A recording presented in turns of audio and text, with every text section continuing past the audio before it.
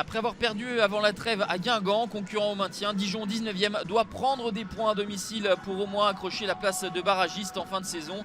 Les hommes d'Antoine Comboiré n'ont remporté aucun de leurs 8 derniers matchs, 7 défaites et un match nul. Côté niçois, c'est peut-être l'une des dernières chances d'espérer pour une place européenne. En cas de succès, les Aiglons reviendraient à 3 points de Saint-Etienne. Les Dijonnais sont entreprenants en début de rencontre, essayent de combiner avec Frédéric Samaritano. La frappe du gauche du lutin dijonnais est hors cadre, accompagné par Walter Benitez. C'est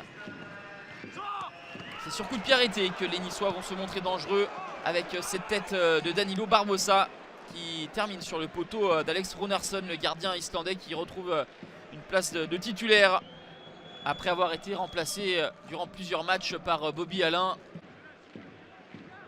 Et ensuite, c'est Christophe Herel qui ne cadre pas la tentative. Et Dijon commence à être un petit peu étouffé par le pressing plus haut des hommes de Patrick Vieira.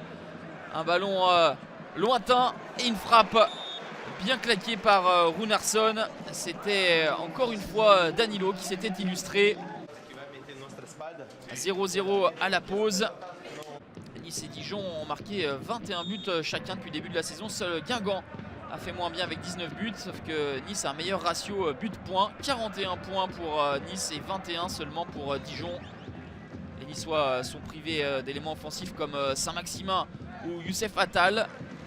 C'est un petit peu moins tranchant, mais d'autres joueurs essayent de tirer leur épingle du jeu sans problème. Pour l'instant, pour Alex Runarsson, un fait de jeu important à la 55e minute. Monsieur Rainville va sortir un deuxième carton jaune à l'endroit de Frédéric Samaritano. L'attaquant dijonnais sanctionné ici pour une simulation. Et pendant plus d'une demi-heure, les Dijonnais vont donc devoir évoluer en infériorité numérique. Et très vite, les Niçois vont en profiter. La première parade de Runarsson. Et le ballon revient dans les pieds de Pierre Lesmelou, l'ancien Dijonnais, qui ouvre le score pour Nice. Deuxième réalisation pour Pierre Lesmelou qui n'avait plus marqué depuis la mi-septembre lors de la 5e journée, la victoire contre Rennes. Là, c'est lui qui met les Aiglons sur une bonne voie. Et à l'heure de jeu, ça fait donc 1-0 au match aller lors de la 3e journée. Les Dijonnais s'étaient imposés 4-0 à l'Alliance Riviera, ce qui signait leur 3e victoire consécutive en début de saison.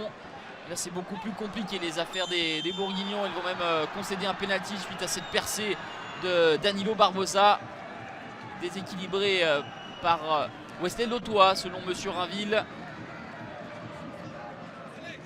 Mais avec l'aide de la vidéo, l'arbitre de la rencontre va se déjuger. Pas de pénalty pour Nice, mais ça ne changera pas la physionomie de la fin de cette rencontre. Après 4 défaites de suite à l'extérieur sans marquer, Nice s'impose 1-0 et reste dans la course pour l'Europe. Dijon sans succès depuis 9 matchs est dernier de Ligue 1 Conforama à 2 points de Caen, le barragiste.